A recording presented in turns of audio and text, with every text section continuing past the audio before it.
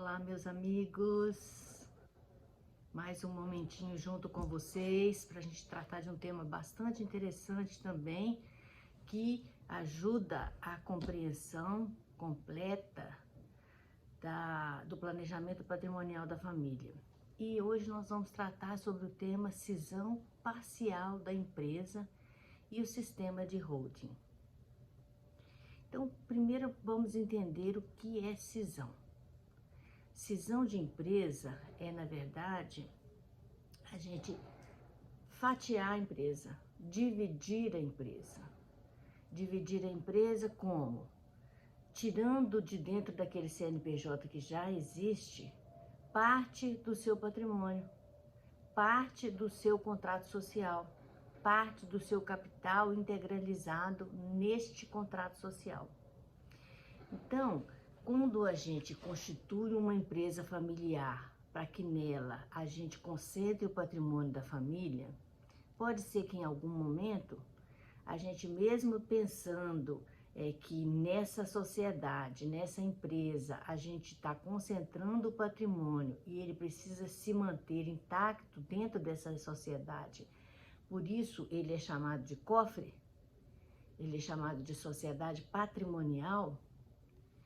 Ainda assim, pode ser que mesmo tendo como objetivo manter esse patrimônio íntegro, a gente também tenha que em algum momento se desfazer de algum bem ou de alguns bens, e nessa necessidade nós precisamos tomar uma medida, qual seja, nós precisamos de fazer o fatiamento, fazer a cisão e retirar de dentro dessa sociedade parte que nos interessa para um outro movimento também de interesse da família.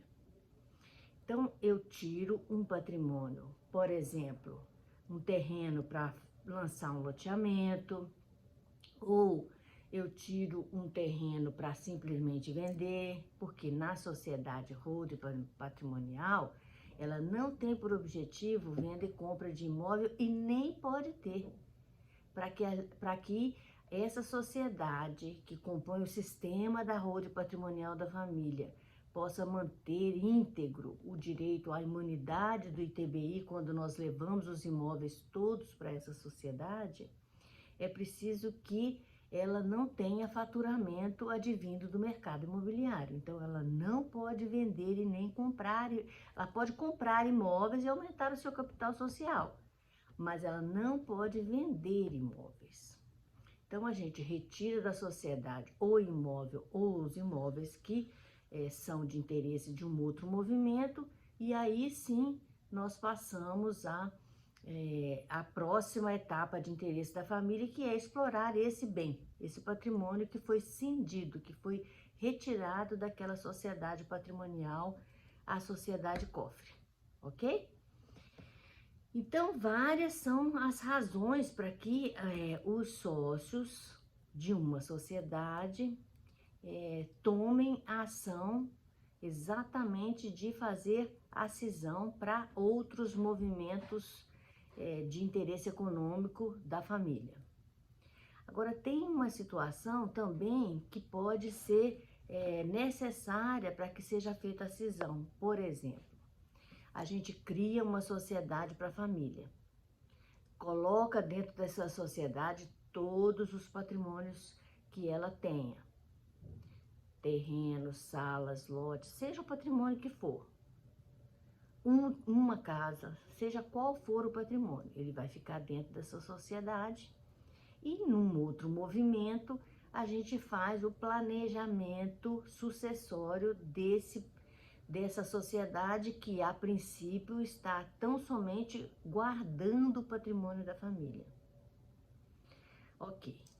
Só que pode ser que em algum momento o casal não tenha mais condições de se manterem casados e queiram se divorciar. Esse também é um momento em que pode haver a necessidade de fazer-se a cisão da empresa. E aí, nesse caso, havendo divórcio, o casal ele pode decidir por se manter sócio nessa sociedade. O divórcio não precisa romper a sociedade, que a sociedade comercial e empresarial, ela é uma sociedade em que o contrato social tem o poder de reger a vontade dos sócios. Então, mesmo os sócios se separando, se divorciando, eles podem sim se manter como sócios nessa sociedade patrimonial. Às vezes, em razão dos filhos, ao interesse dos filhos, outras vezes para não haver a divisão, porque não comporta uma divisão de 50% para cada um. E quando isso não é possível, se um dos cônjuges receba mais que 50%, a diferença de esse plus a mais que esse cônjuge recebeu nesse divórcio vai implicar em doação. É como se aquele cônjuge que ficou com uma cota menor, ele tenha doado a diferença para o outro cônjuge se retirar da sociedade. Então, pode ser que até por esse motivo o casal se interesse em manter-se unidos nessa sociedade, ok?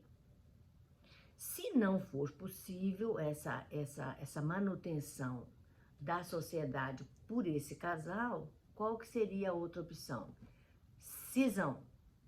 Cisão da empresa. Cada qual vai ficar com uma parte da sociedade. Aquele que recebeu uma parte maior vai ter que pagar pela diferença a mais que recebeu para aquele que ficou com uma parte menor. Ou pode extinguir a sociedade também e cada um montar a sua holding individual num outro momento. Então, aquele que experimentou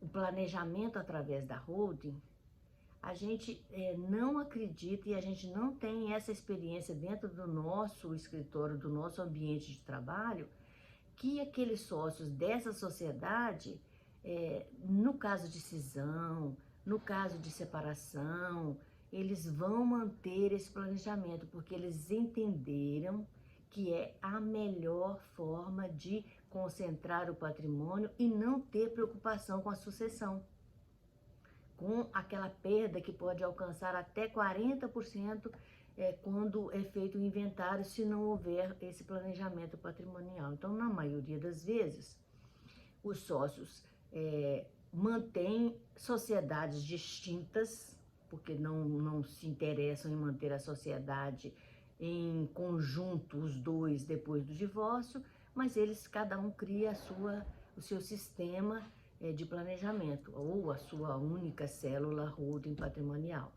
Nela, concentra o patrimônio, prevê a sucessão, faz todos os movimentos numa única sociedade.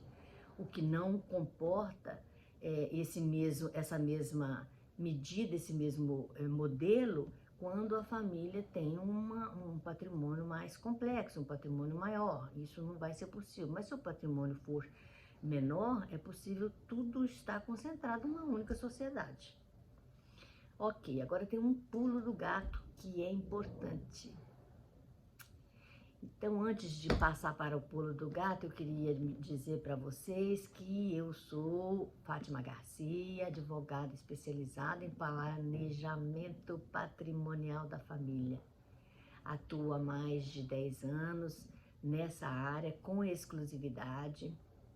E eu gostaria que vocês deixassem um like, que vocês compartilhassem essa informação, para que o YouTube entenda que ela é relevante, e ela é relevante sim, porque interessa a muitas e muitas famílias nesse nosso país, nesse nosso Brasil. Então eu conto com vocês, estou fazendo a minha parte, doando meu tempo, doando a minha expertise e passando para você informação. Você do outro lado, doa também um pouquinho do seu tempo, clique, deixe um like e compartilhe, por favor. Então, prosseguindo, o pulo do gato.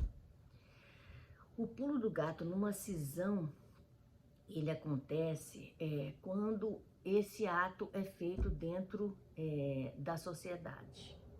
Então, é preciso ter em mente uma linha de tempo para que a gente realmente exerça o pulo do gato. Então, o que é bacana?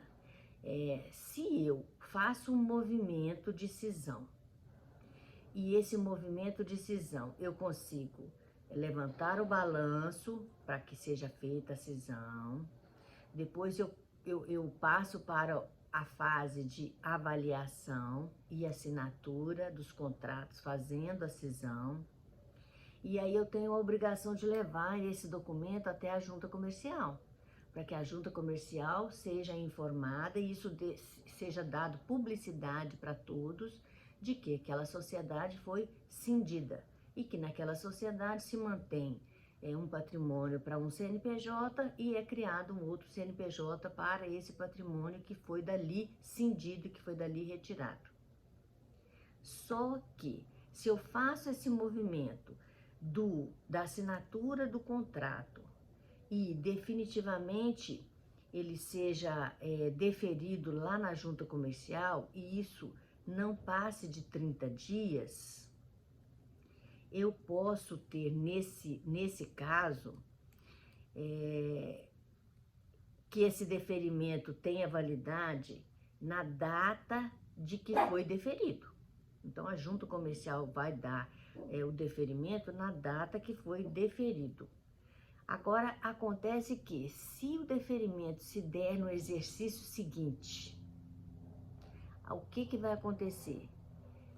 A junta comercial vai, se por acaso isso demorar mais do que 30 dias, né? A junta comercial vai, na verdade, dar o deferimento na data do ano seguinte, mas como ela vai considerar a data da assinatura da avaliação naquele contrato social que foi alterado, aquela nova sociedade já vai nascer com um monte de obrigações fiscais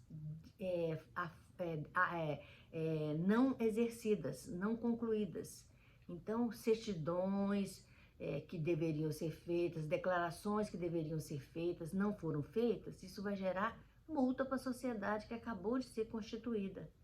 Então, não é interessante que seja feito esse movimento nesse curto prazo de tempo na virada do ano, tá? Então, o deferimento retroagirá e se dará da aprovação e assinatura. E tendo o deferimento ocorrido no ano seguinte, já terá vencido então o prazo para declarações e multas por atraso na entrega dessas declarações vão ser lavradas. Então, entre a aprovação e a assinatura na alteração contratual, se demorar mais do que 30 dias para que esse deferimento pela junta comercial tenha validade, ele ocorre no ano seguinte. Então, o interessante é que não espere, não faça esse movimento com tanta rapidez no final do ano, ou transfere esse ato para o ano seguinte, para que tudo seja feito a tempo e nenhuma obrigação não seja cumprida pela sociedade nova, ok? Esse é muito interessante, não pode ser não observado. Precisa ter atenção para esse movimento, ok? Espero que vocês tenham entendido e espero ter colaborado sim, que é um movimento bastante interessante e útil para quem precisa aplicar algum bem imóvel em outro negócio, numa sociedade patrimonial, numa sociedade holding, então cinde esse imóvel, ou para quem precisa se divorciar. Ok, obrigada, até a próxima. Tchau, tchau.